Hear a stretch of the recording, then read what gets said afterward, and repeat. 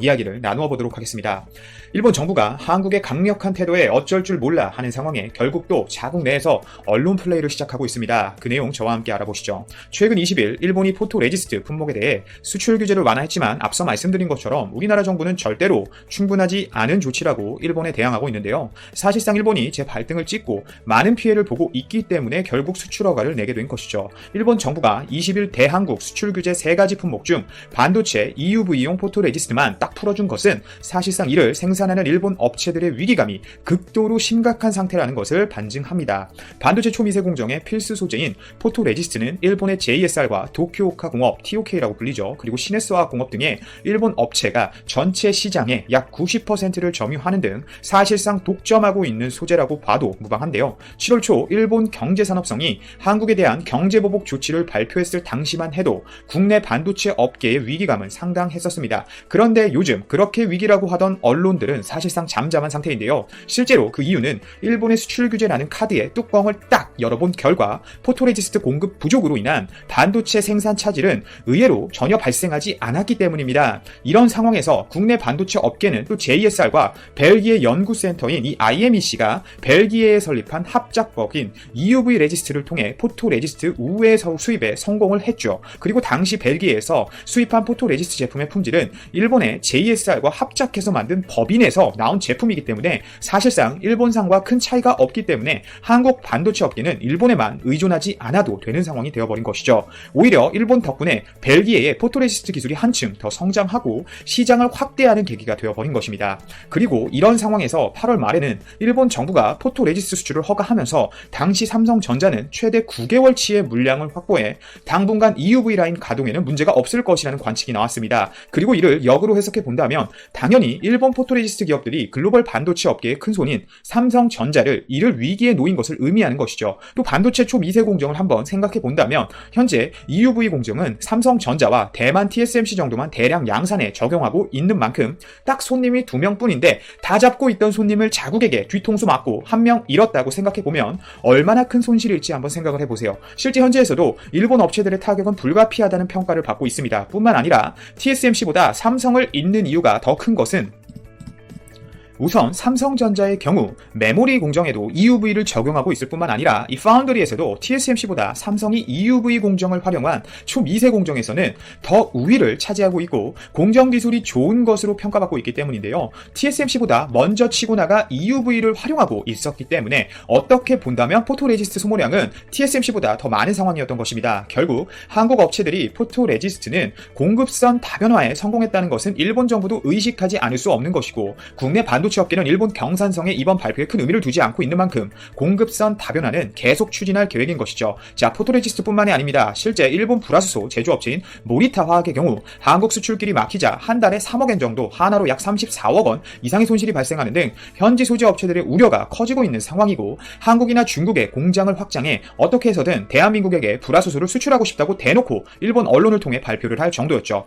이번 일본 언론들은 일본 경산성의 발표 직후 일본 기업의 수고를 덜어주는 사실상의 완화 조치라고 일제히 보도했는데요. 일본 정부 입장을 살펴보자면 자국 포토레지스트 업체들도 이익 감소가 발생하기 전에 수출기를 열어주고 24일 열리는 이 한일 정상회담을 염두에 둔 차원에서 이번 조치를 단행한 것으로 풀이할 수 있는 것이죠. 하지만 일본 경제산업상은 또 양국 외교와는 무관하다며 포토레지스트 품목의 한국 수출에 대한 규제 강화 조치 자체를 철회한 것은 아니다라고 또 주장하고 있습니다. 이는 분명 우리나라가 발표한 충분하지 못한 규제 완화 발표에 대한 대응을 또 일본이 하기 위한 것이라고 보이는데요. 바로 또 일본은 기사를 발표합니다. 산케이신문은 24일 중국 청도에서 예정된 한일 정상회담은 북한 문제와 관련한 양국 간 협력을 확인하는 수준의 성과를 내는데 그칠 것이라는 전망을 정부 관계자를 통해 발표해버린 것이죠.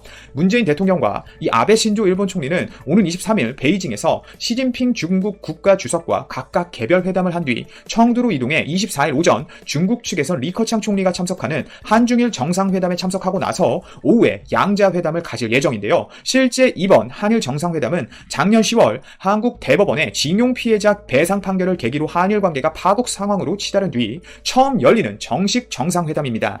대법원 판결 직전인 작년 9월 유엔 총회를 계기로 미국 뉴욕에서 회담했던 문 대통령과 아베 총리는 올 6월 오사카 주요 20개국 G20 정상회의 때와 지난달 4일에 방콕 아세안 플러스 3 한중일 정상회의 때 만나긴 했었지만 정식 회담이 아니라 인사를 나누거나 환담하는 수준의 만남이었습니다. 이건 분명 일본의 태도 문제였는데요.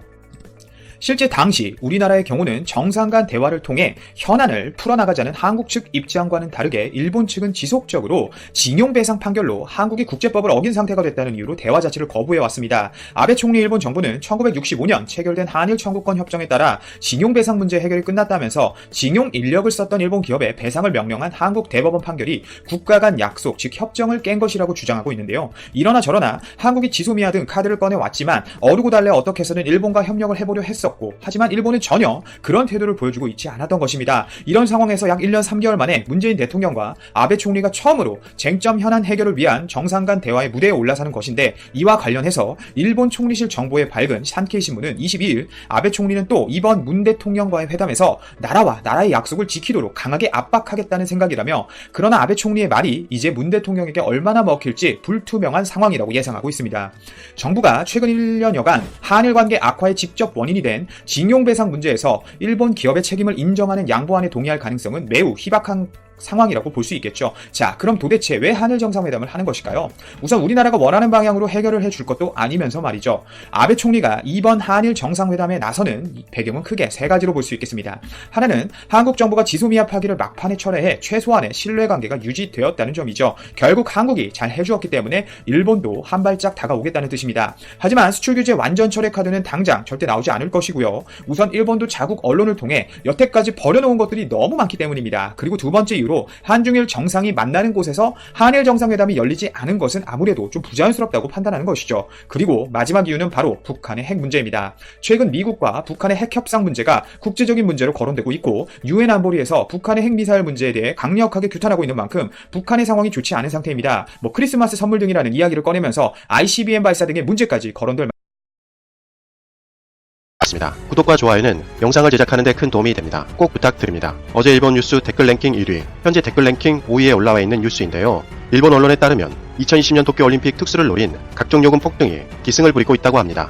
22일 언론에 따르면 일본 숙박 예약 사이트 예약닷컴에서 도쿄올림픽 개회식이 열리는 2020년 7월 24일부터 25일 도심부의 숙박시설은 모두 평상시보다 훨씬 높은 요금이 책정되었다고 합니다. 상상하기 어려울 정도로 큰 금액을 지불해야 숙박할 수 있다고 하는데요. 기본 10만엔 이상, 원화로 106만원 이상을 지불해야 숙박할 수 있는 민박집이 부지기수로 생겼으며, 도쿄 오치하역에서 도보 10분 거리의 아파트를 이용한 민박집은 1박에 45만엔, 원화로 477만원을 지불해야 숙박할 수 있다고 합니다. 기사에 따르면 이 민박집은 평상시에 2만엔, 원화로 21만원이면 숙박이 가능한 민박집이었다는 것이죠. 통상 요금에 비하면 2200%나 폭등한 수치인데요. 이것 때문에 일본 국민들은 자국에서 열리는 도쿄올림픽조차 구경하지 못할 정도라고 합니다. 이러한 요금 상승의 주요 요인은 호텔 대부분이 이미 올림픽 조직위원회나 여행사 등에서 확보했기 때문이라고 하는데요. 이에 대해 일본 반응을 살펴보면 서민들은 올림픽을 직관하지 말고 TV로만 봐야 하는 것이냐 라는 반응과 국민들의 반대에도 불구하고 가뜩이나 비싼 도쿄에서 개최하다니 이건 폭거에 가깝다. 비싼 올림픽 입장료, 숙박시설 때문에 올림픽은 구경하기도 힘들기에 빨리 끝내는 것이 좋겠다라는 댓글이 있었습니다. 일본인들조차도 살인적인 물가에 엄두도 내지 못하는 상황으로 보입니다. 일본은 바가지가 없고 친절한 나라로 묘사가 많이 되었지만 이번 뉴스로 일본의 실상이 어떤지 제대로 아는 계기가 된 것 같습니다. 도내에서 굳이 숙박할 필요가 없잖아. 차라리 숙박료가 저렴한 시골에서 숙박한 다음에 아침 일찍 일어나 신칸센이나 대중교통을 이용해 도쿄로 가서 올림픽을 구경하면 된다 라는 댓글도 있네요. 한국은 대중교통이 저렴하지만 일본은 신칸센 비용도 매우 비싸 만만치 않은 돈이 들어갑니다. 일본 택시 요금은 굳이 설명할 필요도 없을 정도로 비쌉니다. 더군다나 올림픽을 관람하러 가는 것이지 고생하러 가는 것이 아닙니다. 새벽부터 일어나 누가 그 먼 곳을 가고 싶겠습니까? 숙박의 취지를 전혀 모르는 댓글이네요. 현지에서 볼 수 있는 현장감을 만끽할 수 있다고 해도 비용이 너무 비싸다. 일단 집에서 맥주 마시면서 보는 것이 최고인 것 같아. 올림픽 티켓이 당첨되지 않아 우울했지만 이 뉴스를 보니 티켓이 당첨되지 않아 다행인 것 같습니다. 그냥 차라리 TV를 보며 시원한 집에서 아이들과 관전할 예정입니다.